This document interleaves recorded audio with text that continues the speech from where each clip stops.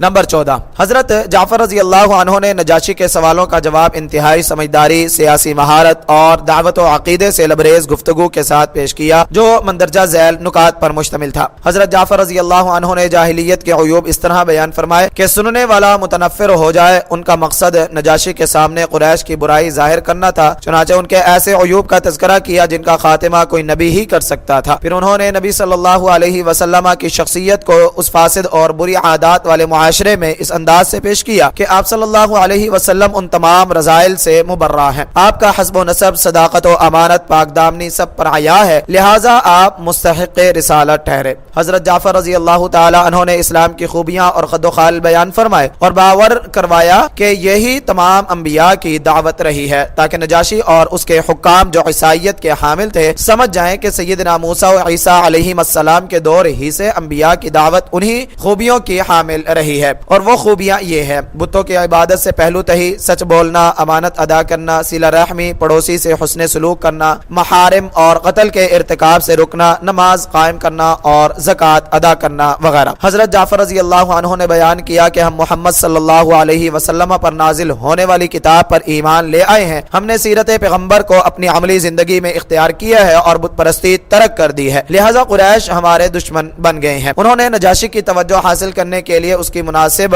حد تک تعریف بھی کی کہ اپنی رعایا میں اس کا عدل بے مثال ہے اور اس کی سلطنت میں کسی پر ظلم نہیں کیا جاتا۔ حضرت جعفر رضی اللہ عنہ نے بتایا کہ ان لوگوں کے ظلم و تکالیف سے بچنے کے لیے ہم نے ساری دنیا چھوڑ کر آپ کے پاس پناہ حاصل کی ہے۔ حضرت جعفر رضی اللہ عنہ کی طرف سے مندرجہ بالا واضح نکات پیش کرنے پر عمرو بن عاص کی فصاحت کا اثر ختم ہو گیا اور یوں جعفر رضی اللہ عنہ نجاشی اور دربار میں موجود فوجی افسران اور پادریوں کی توجہ حاصل کرنے میں کامیاب ہو گئے۔ جب نجاشی نے کتاب اللہ کی آیات سننے کی خواہش ظاہر کی تو حضرت جعفر رضی اللہ عنہ نے بڑی متانت، عمدگی اور موصل لہجے میں سورہ مریم کی ابتدائی آیات پڑھ کر سنائی، حتیٰ کہ نجاشی اور مذہبی پیشوا سب رونے لگے اور ان کی داڑیاں اور مذہبی کتابیں بھیگ گئیں۔ مہاجرین کے نمائندے حضرت جعفر رضی اللہ عنہ نے دانش مندی سے کام لیتے ہوئے قرآن کی تلاوت کے لیے سورہ مریم کو چنا، کیونکہ اس میں قصہ مریم و عیسیٰ علیہ السلام بیان کیا گیا ہے۔ السیرۃ النبویہ للدکتور ابراہیم علی محمد احمد، صفحہ نمبر 106۔ حضرت جعفر رضی اللہ عنہ نے خدا داد صلاحیت سے کام لیتے ہوئے مناسب وقت پر کھلے دل سے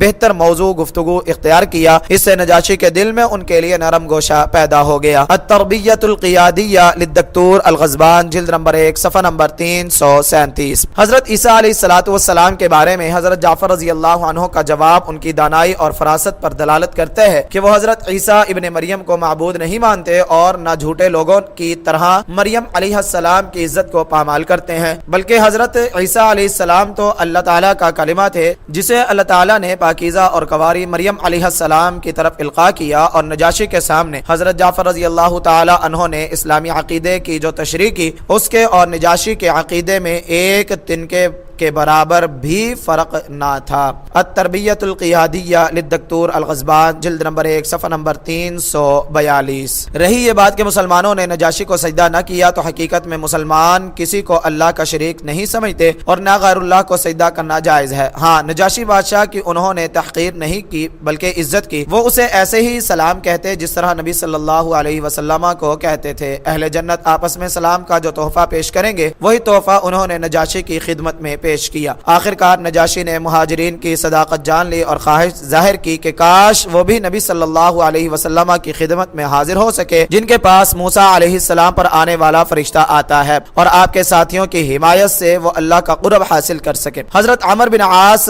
رضی اللہ عنہ کو اس نے کہہ دیا کہ قریش کی تجارت، مالی لین دین، حتیٰ کہ تمام تعلقات منقطع ہونے کا اسے کوئی خوف نہیں۔ التربیۃ القیادیہ للدکتور الغضبان، جلد نمبر 1، صفحہ نمبر 342۔ نمبر 15، قریش کو سیاسی، روحانی اور سفارتی محاذ پر شکست کا سامنا کرنا پڑا۔ وہ مسلمانوں کی کامیاب ثابت قدمی، طریقہ کار اور طے شدہ پروگرام کے سامنے ٹھہر نہ سکے۔ نمبر 16 حضرت جعفر رضی اللہ تعالی عنہ اور ان کے ساتھیوں کا موقف نبی صلی اللہ علیہ وسلم کے اس فرمان کے عین مطابق تھا، من التمس رضا اللہ بسخط الناس کفاہ اللہ مونۃ الناس ومن التمس رضا الناس بسخط اللہ وکلہ اللہ الی الناس۔ جو شخص لوگوں کی ناراضی کے باوجود اللہ کی رضامندی حاصل کرے اسے اللہ تعالیٰ لوگوں کی ضرورتوں سے آزاد کر دیتا ہے، اور جو شخص اللہ تعالیٰ کو ناراض کر کے لوگوں کی رضا تلاش کرے اسے اللہ تعالیٰ لوگوں کے سپرد کر دیتے ہیں۔ سنن ترمذی حدیث نمبر 2414، صحیح ابن حبان حدیث نمبر 276، الزہد لابن المبارک حدیث نمبر 66۔ مہاجرین حبشہ نے اللہ تعالیٰ کی رضا کو ترجیح دی باوجود یہ کہ انہیں عیسائیوں کی ناراضی کا خطرہ تھا اور وہ فی الوقت ان کے محافظ بھی تھے، مگر اللہ تعالیٰ نے نجاشی کا دل ان کی طرف مائل کر دیا اور اس نے دعوت نبوی کے مطابق شہادت دی، اگرچہ وہ ان کے اس تحریف شدہ عقیدے کے صریحاً خلاف تھی جس پر ان کی بادشاہت قائم تھی، اور متعصب عیسائیوں کی جانب سے بادشاہ کے خلاف بغاوت کا خطرہ بھی موجود تھا۔ التاریخ الاسلامی للحمیدی جلد نمبر 2 صفحہ نمبر 105۔ نمبر 17 حبشہ میں کچھ عیسائی اپنے درست دین پر قائم تھے، لیکن تحریف شدہ دین کے پیروکاروں کے غلبے سے ڈرتے ہوئے وہ اپنا دین چھپاتے تھے۔ ان میں حبشہ کا حکمران نجاشی بھی تھا۔ وہ اپنی قوم کی دلجوئی کرتا اور اپنی جان اور بادشاہت بچانے کی غرض سے اپنا نظریہ چھپائے رکھتا۔ جب اس کے لیے آزمائش کا یہ وقت آیا تو اس نے نتائج کی پرواہ کیے بغیر صرف اپنے رب کو راضی، اپنے ضمیر کو مطمئن اور اللہ کے مومن بندوں کی حمایت کرتے ہوئے اپنا ایمان ظاہر کر دیا، اور ایسے لوگ ہی تاریخ میں عظیم لوگ خیال کیے جاتے ہیں۔ التاریخ الاسلامی للحمیدی جلد نمبر 2 صفحہ نمبر 106۔ نمبر 18 ہجرت حبشہ سے یہ مسئلہ بھی واضح ہے کہ کسی راج مصلحت کی خاطر اسلام کے کسی حکم کو نظر انداز کرنا قابل مواخذہ نہیں۔ ابن تیمیہ رحمہ اللہ جہالت کی وجہ سے عذر کا اس بات کرتے ہوئے فرماتے ہیں کہ جب ہجرت مدینہ کے بعد حضر کی نماز سفر سے زیادہ کر دی گئی تو مہاجرین حبشہ اور اہل مکہ 2 رکعت ہی پڑھتے رہے اور آپ نے انہیں نماز لوٹانے کا حکم نہیں دیا۔ الفتاوی لابن تیمیہ جلد نمبر 22 صفحہ نمبر 43۔ علامہ ذہبی رحمہ اللہ لکھتے ہیں، کوئی مسلمان لا علمی میں اپنی کسی کوتاہی پر قابل مواخذہ نہیں اور حجت قائم ہونے پر ہی گناہ گار ٹھہرے گا۔ نبی صلی اللہ علیہ وسلم پر واجبات و محرمات کے احکام اترنے کے مہینوں بعد مہاجرین حبشہ تک پہنچے جو مدینہ سے بہت دور تھے، لہٰذا وہ لوگ عدم علم کی وجہ سے معذور سمجھے جائیں گے یہاں تک کہ ان کے پاس واضح نص آ جائے۔ الکبائر للذہبی صفحہ نمبر 12۔ نمبر 19 ہجرت حبشہ کا ایک سبق یہ بھی ہے کہ حسب مقصد کبھی جہاد کا ثواب دگنا ہو جاتا ہے۔ ہجرت مدینہ ایک جہاد تھا، چنانچہ اللہ تعالیٰ نے مہاجرین مدینہ کا خصوصی مقام و مرتبہ اور فضیلت بیان فرمائی، اور یہ فضیلت مہاجرین حبشہ کو بھی نصیب ہو گئی، اگرچہ انہیں ہجرت مدینہ کا شرف فتح خیبر کے بعد حاصل ہوا اور وہ نبی صلی اللہ علیہ وسلم سے آ ملے، کیونکہ ان کا حبشہ میں اس وقت تک ٹھہرنا ضروری تھا، اور یہ دوگنا ثواب رسول اللہ صلی اللہ علیہ وسلم سے اصحاب سفینتین یعنی ہجرت حبشہ والوں کے لیے ثابت ہے۔ الہجرت الاولی فی الاسلام للدکتور سلمان العودہ صفحہ نمبر 205۔ حضرت ابو موسیٰ اشعری رضی اللہ عنہ بیان فرماتے ہیں کہ حضرت اسماء بنت عمیس رضی اللہ عنہا حضرت حفصہ رضی اللہ عنہا سے ملاقات کی غرض سے آئیں اور وہ مہاجرین حبشہ میں شامل تھیں۔ دریں اثنا حضرت عمر رضی اللہ عنہ اچانک وہاں تشریف لائے تو اسماء رضی اللہ عنہا کے بارے میں پوچھا۔ حضرت حفصہ رضی اللہ عنہا نے کہا، ہاں یہ اسماء بنت عمیس ہیں۔ حضرت عمر رضی اللہ عنہ فرمانے لگے، کیا یہ وہ ہیں جنہوں نے سمندر کے راستے حبشہ کا سفر اختیار کیا تھا؟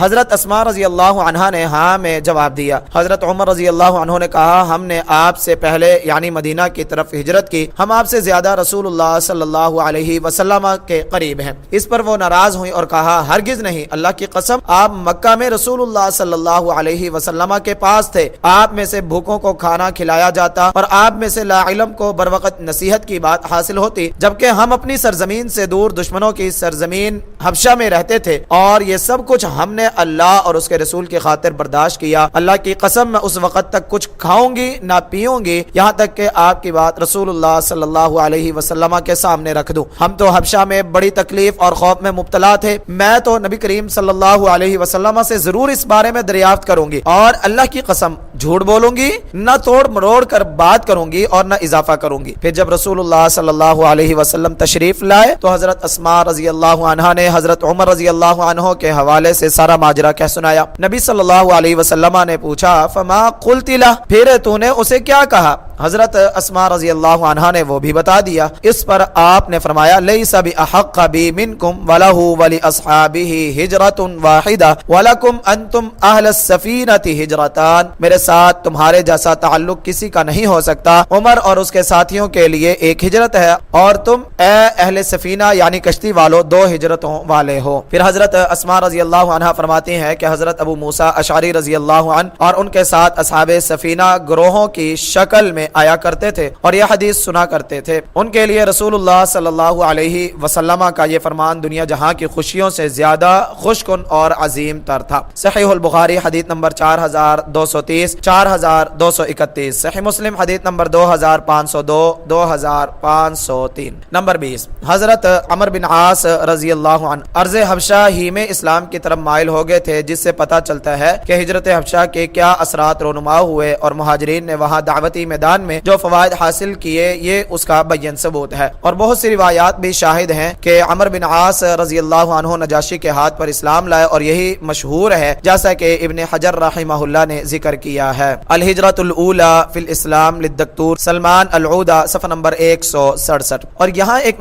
نقطہ یہ بھی ہے کہ ایک صحابی تابعی کے ہاتھ پر مسلمان ہوئے، جیسا کہ علامہ زرقانی رحمہ اللہ نے ذکر کیا ہے، شرح المواہب للزرقانی جلد نمبر 1 صفحہ نمبر 271۔ اور بعض روایات کے مطابق وہ حضرت جعفر رضی اللہ تعالی عنہ کے ہاتھ پر مسلمان ہوئے۔ نمبر 21، نبی صلی اللہ علیہ وسلم کا حضرت ام حبیبہ رضی اللہ عنہا سے نکاح کا بھی ہجرت حبشہ سے گہرا تعلق ہے۔ مہاجرین حبشہ میں سے ایک عورت کے ساتھ آپ صلی اللہ علیہ وسلم کا نکاح کرنا عظیم مقصد کا حامل تھا۔ ام حبیبہ رضی اللہ عنہا کے ساتھ آپ کا نکاح سرزمین حبشہ میں ہوا، جس کی گواہی کتب احادیث سے ملتی ہے۔ امام ابو داود رحمہ اللہ صحیح سند کے ساتھ روایت کرتے ہیں کہ حضرت ام حبیبہ رضی اللہ عنہا فرماتی ہیں، وہ یعنی ام حبیبہ رضی اللہ عنہا عبید اللہ بن جحش رضی اللہ عنہ کے نکاح میں تھی کہ وہ سرزمین حبشہ میں وفات پا گئے، تو نجاشی نے 4000 درہم حق مہر کے عوض ان کا نکاح نبی صلی اللہ علیہ وسلم سے کر دیا، اور شرحبیل بن حسنہ رضی اللہ عنہ کی معیت میں انہیں نبی صلی اللہ علیہ وسلم کی طرف بھیج دیا۔ سنن نبی داود حدیث نمبر 2107۔ سیرت کا مطالعہ کرنے والا اس واقعے سے نتیجہ اخذ کر سکتا ہے کہ رسول اللہ صلی اللہ علیہ وسلم مہاجرین کے احوال سے مسلسل واقفیت حاصل کرتے تھے، ان کے دکھ درد میں شریک ہوتے، صبر کرنے والوں کی دلجوئی فرماتے اور ثابت قدم رہنے والوں کو حوصلہ دیتے، اور اسی طرح مہاجرات کے حالات پر بھی نظر رکھتے۔ صرف ام حبیبہ رضی اللہ عنہا ایسی خاتون نہ تھیں جن سے آپ صلی اللہ علیہ وسلم نے دلجوئی فرماتے ہوئے نکاح کیا، بلکہ اس سے پہلے حضرت سودا رضی اللہ عنہا کی بھی دلجوئی فرما چکے تھے۔ الہجرۃ الاولی فی الاسلام للدکتور سلمان العودہ، صفحہ نمبر 188۔ حضرت سودا رضی اللہ عنہا جب اپنے خامد کے ہمراہ حبشہ سے مکہ پہنچی تو ان کے خامد سکران بن عمر رضی اللہ عنہ وفات پا گئے۔ جب ان کی عدت ختم ہو گئی تو آپ صلی اللہ علیہ وسلم نے پیغام نکاح بھیجا۔